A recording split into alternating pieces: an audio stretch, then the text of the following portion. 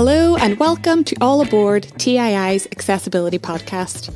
This is a podcast about accessibility and sustainable public transport brought to you by Transport Infrastructure Ireland. I'm Claire Scott and I'm joined by our All Aboard podcast host, Sarah O'Donnell. Throughout the series, we'll be hearing first-hand accounts from people who use and design public transport systems and specifically the role accessibility plays in these experiences. And who is this podcast for? In the first instance, we hope to connect with people with disabilities who use our services. But also, it's for anyone who is drawn to human interest stories and has a curiosity to learn more. And of course, we hope to attract listeners who are designers and decision makers for transport systems, who through the podcast might get a better understanding of some of the problems and potential solutions that are out there. So without further ado, let's give this a go and get all aboard TII's Accessibility Podcast.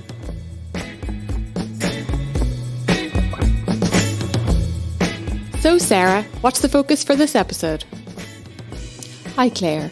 So in this episode, we're talking to architect Jim Quinlan about his experience of working with people with disabilities at the very earliest stages of the Luas light rail design, way back in the early noughties. We also chat to Jim about his architectural and transport design adventures in such far-flung places as Dubai, Israel and Qatar, and how public transport and attitudes to disability differ from Ireland. And along the way, we also chat about some of his own personal experiences around disability. It's a great interview. Hope you enjoy it.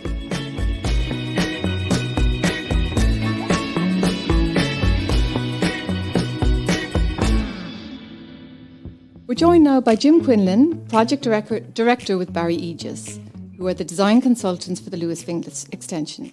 Jim, you're very welcome to All Aboard TII's Accessibility Podcast. Thanks, Sarah. Lovely to be here. So, Jim, before we get on to the Luas Finglas, I want to travel way back in time and to talk to you about your previous role as Chief Architect with the Railway Procurement Agency.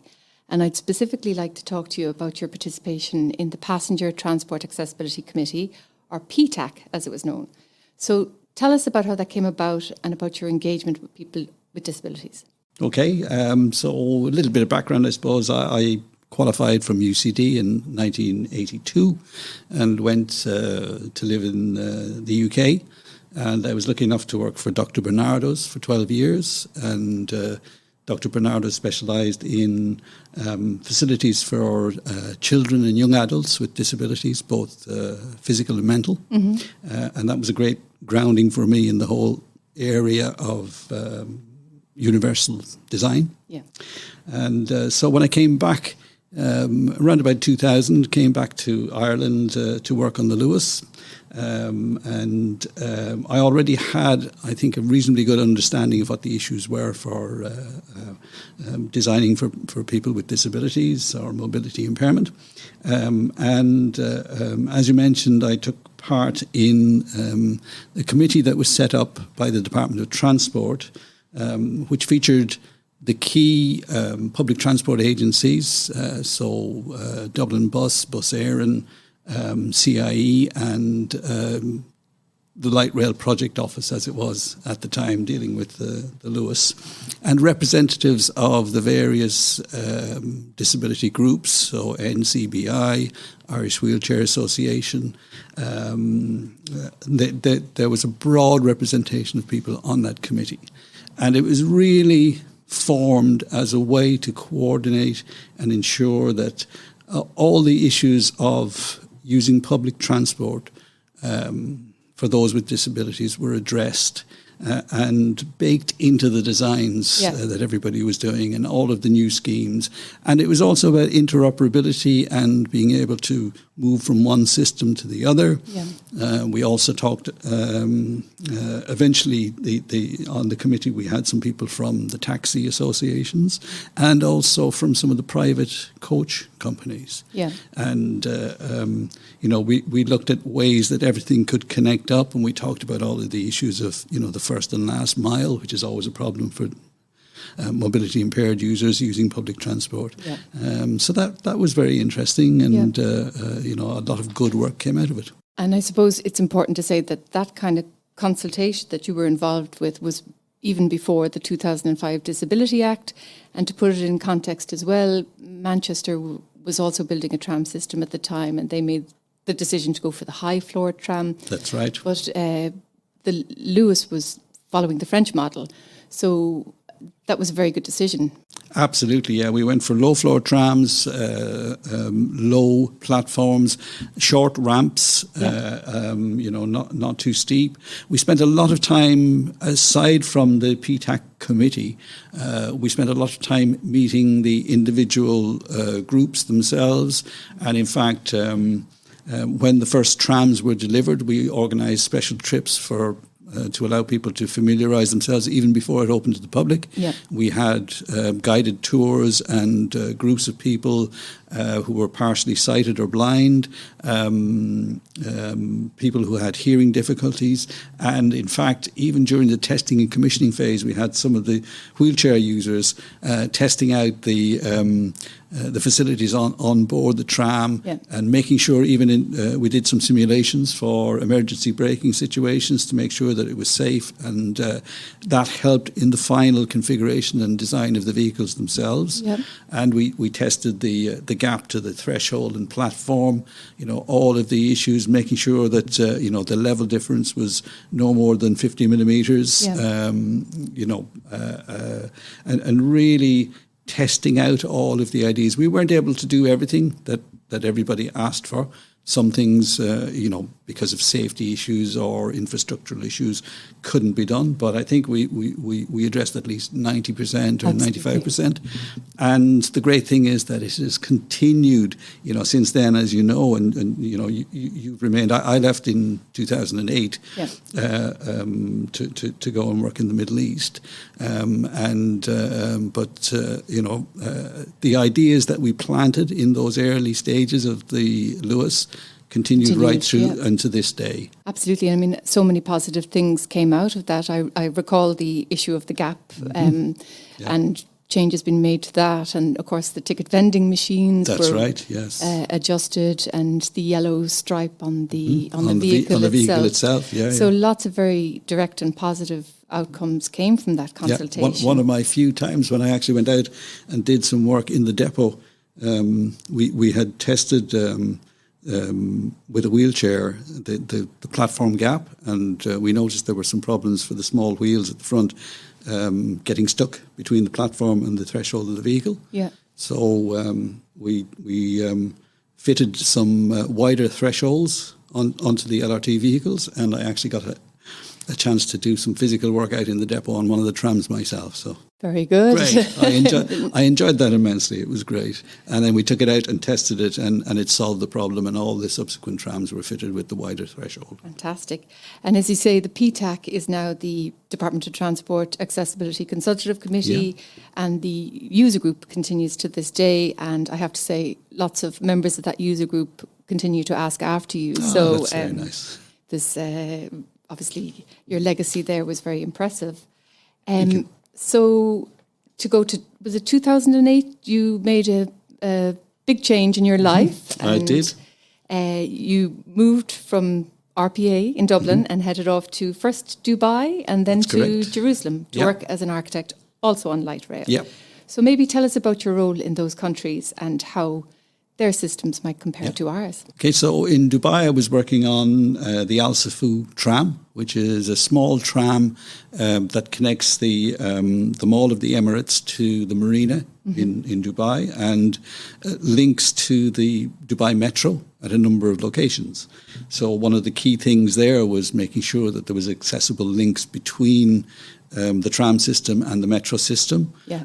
One of the difficulties in Dubai is that the streets are not really designed for pedestrian use that much. It has improved over the years, but at that time it was very, very difficult, and it was very car-centric. Yeah. And I mean, that's interesting because Dubai, in a way, is a city built from scratch, so entirely almost apart from old Dubai. Yeah. Accessibility wasn't really a consideration, maybe in the city or in the built environment. In the city, during the early days of the city, really it was designed along more of a kind of American style, car dominated, very long distances, and even Sheikh Zayed Road, the main thoroughfare through the centre of the city has 12 lanes, 6 lanes in each direction. And there are very few crossing points and very few bridges over it. So people take taxis from one side to go around to get to the other side. Amazing. But that has changed, and as people have really become more conscious of the importance of accessibility and pedestrian areas and walking, is that there's far more places now for people to do that with adequate shelter, obviously because of the extreme temperatures. But I took a lot of the stuff that we did on Lewis and applied that to the design of the stations in Dubai. Fortunately, it was exactly the same vehicle. So that was a fairly straightforward one to deal with, and the big difference is that the stations there are enclosed and fully air conditioned. So your ticket barrier is at the edges of that enclosed building, and you get into the building and then you board your tram. Yes, exactly. And there's an airlock, there's a lobby. As you go into the building itself, it's all glass with a solid roof. So it's well shaded, but fully air conditioned. And there are platform screen doors that allow you to get onto the vehicle. And we looked at all of the things. Platform screen doors was a new innovation for the tram system. And for people to be able to manage that. So we looked very closely at floor markings and, arranging how people would actually, get on and off the vehicle, because it has been a problem here, and I think still happens to some extent. When the trams are very busy, people getting off. If you're in a wheelchair and you're in the wheelchair space and you're trying to get off the tram, it can be very, very difficult. And of course, will be an issue potentially on Metrolink, where we will have the platform doors as well. So, absolutely. Yeah. So we designed the floor markings so that there were clear indications of where people should stand when they're waiting to leave the way off of the vehicle clear, so that people would get off first before other people try and enter into the vehicle. And I think that's worked reasonably well. Very good. So after that, then I went to Jerusalem, and I spent 3 years in Jerusalem working again on another tram system, and believe it or not, the same tram again. So, very convenient. Very convenient. And here in Jerusalem, the design was very like Dublin, so open platforms, minimal shelters, and that was really a very straightforward system. They already had part of the system in place and up and running. I was in charge of extending the lines to new areas, and so it was a matter of just doing the same thing again. Yeah, but of course Jerusalem is such an ancient and historically kind of unique city. There must have been kind of unique challenges there, not to mention, I suppose, the kind of cultural and social issues that they have. Absolutely. There. And one of the big issues for Jerusalem, of course, was that the tram was going through Palestinian areas as well as Jewish areas, and so in the early days, there were some tensions. I think now people have calmed down somewhat, and everybody is able to use it. It's a good open system.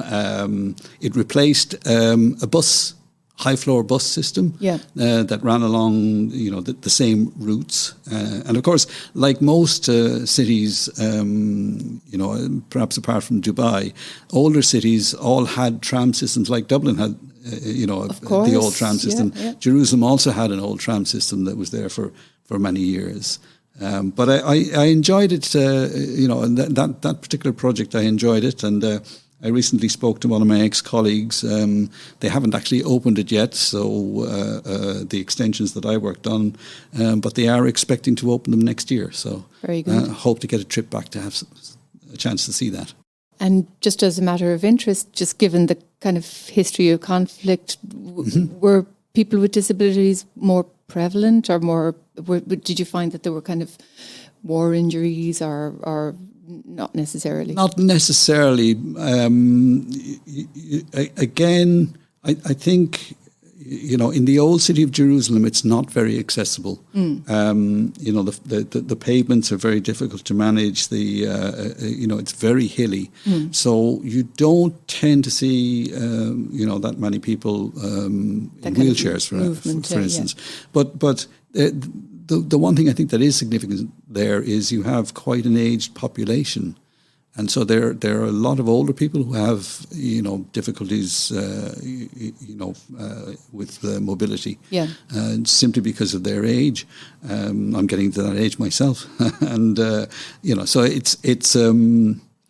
that is something that you see quite a bit. But other than that, I wouldn't say it's particularly different to other cities in the world. Yeah. And what an incredible experience to have lived there. Yeah. No, I consider myself extremely lucky. So when I finished in Jerusalem, I then went to work in Qatar, and I worked on the metro system in Qatar, which is something very different. I worked on the Gold Line, which was 10 large underground stations on a line that runs parallel to the coast. And there we were really dealing with all of the issues of access via lifts and escalators. We applied, universal design principles. We looked at passenger information displays. It's a fully automated system as well, which means that there has to be an extra layer of safety on top, because as you can imagine, with the Lewis and similar LRT systems, the driver is controlling what's going on. So he can see, with his cameras, he can see the outside of the vehicle, he can see inside the vehicle. He's able to hold the doors open longer if needs be, or if somebody is trapped in a door, he will release it. He can't leave the platform. Or talk to someone through the cab, or exactly he can speak to somebody. The emergency. Communications on the platform, on the vehicle itself.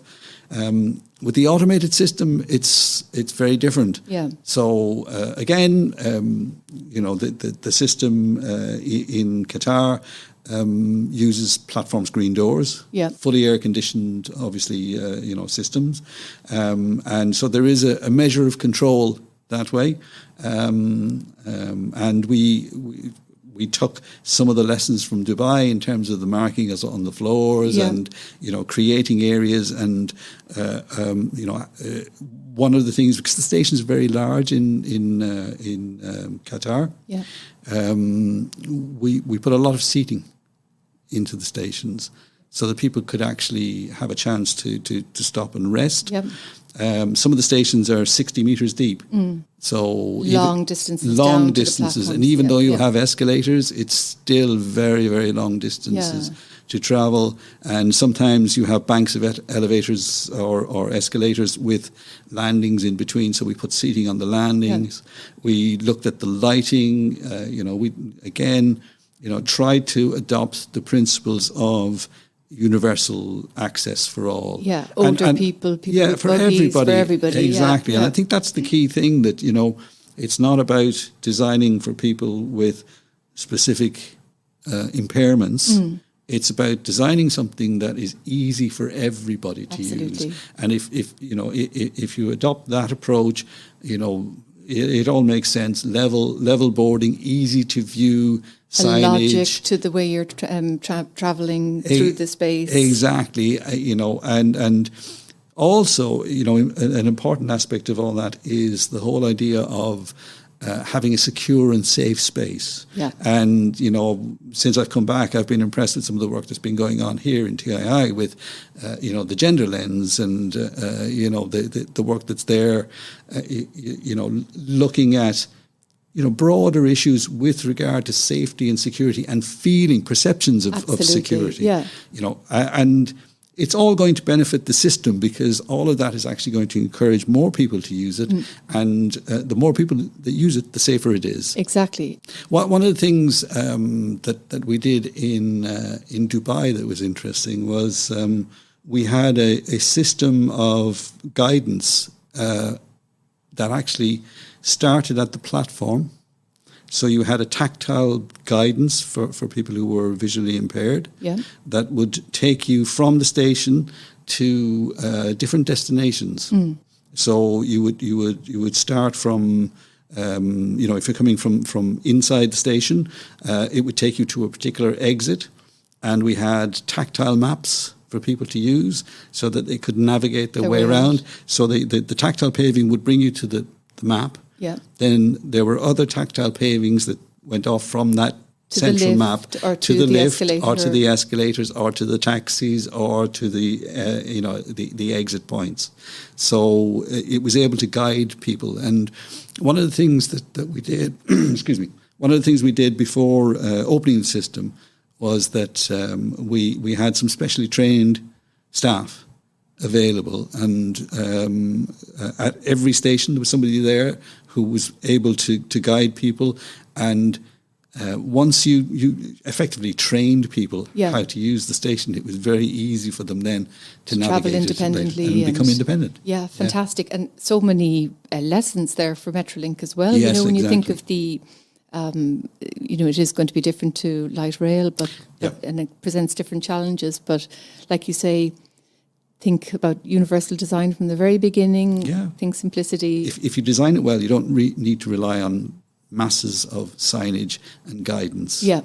Because sometimes that can be counterproductive. And you see systems, I'm sure you and the listeners have been to airports around the world where you've got so many signs, you don't have a clue which way to go. Yeah. So, one of the things for me always is, a good wayfinding system, something that's intuitive, visual links between where you are and where you want to go to, that you can actually see, where you're going to go, and really just to make it as natural and as easy as possible. Fantastic. So, Jim, on a personal level, back in 2019, was it 2019? Yeah.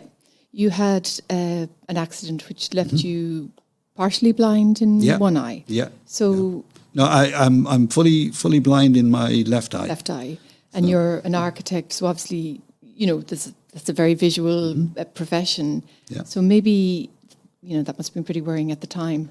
Maybe tell us a little bit about the accident and the impact that it's had. So it was just a freak accident. I fell and I smashed my glasses, and the glass caused some damage to my left eye. And despite surgery, it wasn't possible to save it. So for the last few years now, I've been getting used to navigating with just one eye. One of the things that happens with people who just have one eye is that you can't perceive depth anymore. You lose your 3D vision. Yeah. So it's very difficult to judge distances. So it's been an interesting experience to be on the other side of the table, if you like, as a mobility impaired person, suffering from a visual disability. I think my pet peeve is staircases and the stripes. Yes, and so many places don't put the high contrast stripe along the edge of a stairs or a step, and it's a real problem. Yeah, because you can't differentiate the actual depth of the treads, or if there's a step even in the street. Yeah, so that's something that is a problem. Yeah. Thankfully, it hasn't affected my career, and I've been able to continue, doing my work. And after a night test, I've also, been given a new driving license and can still drive. I do have to take extra special care, in terms of maintaining distance to vehicles in front. But it's just something that you would adopt your lifestyle to and you get used to. I have other disabilities that are not so apparent. I have a problem with my right arm following a failed surgery a number of years ago, and I have very little grip in my right hand. So this can sometimes lead to some difficulties as well. Sure, and, even all that, I mean, I can see it myself with elderly parents and everything, opening jars, the kind of, absolutely. The everyday packaging, all of that kind of thing. Some packaging is impossible, and simple tasks that you would take for granted, can become very, very difficult. And one of the things that for me is very difficult now is opening doors that have a very heavy mechanism or a very heavy closer. Because I have no strength in my hand anymore, that becomes a difficulty.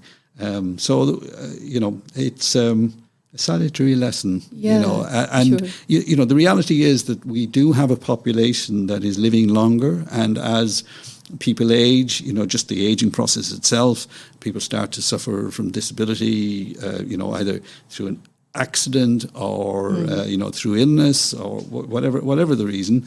More and more people are reaching an age where they will live with some sort of permanent disability. Yeah. And, so it's more important than ever that we make universal design. And make the right choices at everywhere. the beginning. And often it is a choice, but people aren't conscious of the alternative. It is. And, I'm glad to say that over the last 20 years, I suppose, I've seen that, things have been baked into legislation, and, there's a far greater awareness. When I started work in Bernardo's, in the early 80s, the only guidance that we had at the time was the very famous book, Designing for the Disabled, by Selwyn Goldsmith. And Selwyn Goldsmith was an architect who in the 1960s wrote a design guide for designing for people with disabilities, which is still very relevant today. But Selwyn had contracted polio when he was a child and was partially paralysed. And it was because of that and the difficulties he had that he published this book. And that was what we used in Bernardo's. Yeah. And, as I say, still it's been updated and modified, and it's still relevant and still important. But it just goes to show that, personal experience of these things can lead to something really good, over time that will make those changes happen. Yeah. And, when you get support from government agencies, when you have all of the various bodies representing people with disabilities working together and working with their community, working with their counsellors, and you have designers and agencies who are open to doing that, like the work that, you and your colleagues are doing, with the user group, to just keep moving forward with that, keep improving, and, that's the way it should be. Open doors for people, literally, and have with the United Nations Convention on the Rights of Persons with Disabilities, like that's a rights-based thing, but you'd like to think that it shouldn't always be a fight, that it needs to just be embedded. It's less of a fight than it used to be. Yeah, for sure. So, clearly, like all of your life experience has been brought to bear, and now you are back working on light rail in Dublin. Yes, as they say, life comes around, and back to where you started. So delighted to be back. I'm back in Dublin since January, although I was working on the job remotely during the COVID lockdown. But since January, back here in Dublin, and working with your good self and your colleagues on extending the Lewis up to Finglas, and. So, all of those lessons learned are being pumped into that piece of work, and looking forward to completing the design of that this month, actually, and starting the railway order application process in the coming 12 months. And then next year, we hope to apply for the railway order, and after that, it will be a question of tendering and then getting the thing built. It would be a nice way to finish. For me, it will finish my career. I'm at an age now where this will probably be my last really big piece of work, and it's just nice to be back working on something that I started with. Yeah, and like I think just the way the design is going at the moment, a lot of those lessons over the years are being applied. So, when we're going through green spaces and parks, there's consideration of more vulnerable pedestrians, exactly. The interaction with bicycles, of course, all of the stop platforms and all of that, continuing the kind of best practice there. And we're also looking at some of these things in the context of sustainability and the environment. So, for instance, one of the things I know you're heavily involved in it is the whole issue of lighting on the platforms, and lighting in the public areas through the parks. Minimizing it, but having enough that it's safe and comfortable, having it responsive so that you have lighting in the park areas that only comes on when activated by somebody actually walking past. So, we're kind of blending in that whole thing of safety and accessibility and usability, efficiency, energy efficiency, sustainability, all of these things all complement together, they complement each other. They you bring them together and you end up with something really good at the end of it. Yeah, absolutely. It's going to be a great project. Yeah, I'm looking forward to a trip on it when it's done. Fantastic. And finally, Jim Quinlan, we can't interview you without talking about music. And I just know from wherever you've gone in the world, music finds you, or you find it. And just talk to us about what music means to you, what part it's played in your life. And I feel, anyway, it seems to be a big part of what makes you such an optimistic person. So yeah, I suppose so. I mean, I grew up at a time when music, was your main source of entertainment. We didn't have a TV until, I was 7 or 8 years old. But people in the house played music. I learned music in primary school, and then all the way through college, I played music. And when I went to the UK and worked over there, we formed a band in the in Bernardo's, and everywhere since then that I've worked, including in the RPA, I've had bands and played music. I find it, for me, it's relaxing, and I enjoy entertaining, and I've been lucky enough to be able to record some albums and continue everywhere I've gone. I've played music, and I've made friends very quickly in the music communities. I'm still friends with a lot of people, and actually back here in Ireland, I've met up with my old friends that we used to play music with, and we got together for a couple of sessions and some recording. So, it's somebody once said that architecture is frozen music. I don't know if that's the case or not, but certainly I get enormous enjoyment out of it, and it keeps me sane. Fantastic. Thank you so much, Jim. You're very welcome. And Lovely to talk to you. Play out with a song, one of your own songs. Thank you very much. Yes. Thank you, Jim.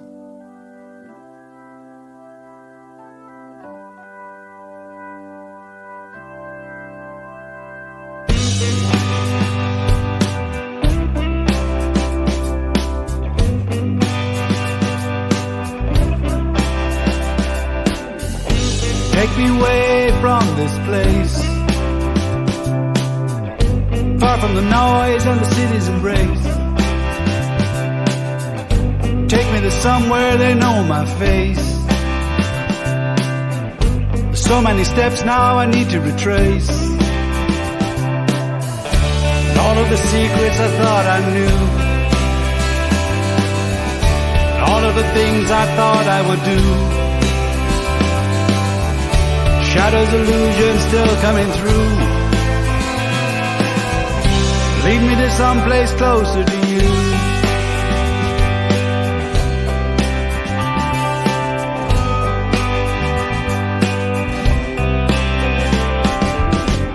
Saving it up, got to give it away. A reason for coming's not a reason to stay. The lure of the bright lights beginning to fade, playing the songs like they've always been played, and all of of the people I once knew, and all of the places I passed through. On all of the highways there's only a few. Lead me to someplace closer to you.